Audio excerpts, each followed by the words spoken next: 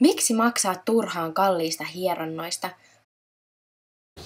Leikitäänkö kauneushoitolaa? Lapset! Yleensä ne innostuu tästä.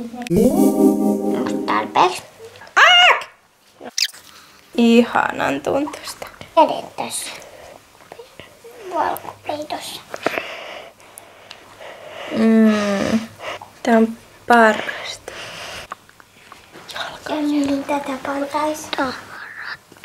Tonne vielä. Millaista on hyvä tällainen rasva? Ilman kemikaalia.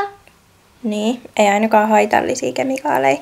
Eikä mielellään mun mielestä sellaisia hormonaalisia haitta-aineita, niin kuin parabeeneja ynnä muita.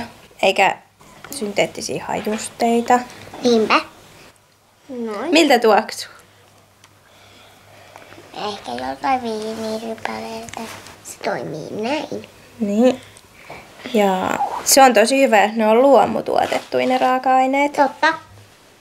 Koska sit se on ympäristöystävällisempää. Tarvitseeko lapset tällaisia? Ei. Niin. Ei yleensä ainakaan. Kyllä mä tykkään, jos on vauvahieronta. Vauvahieronta.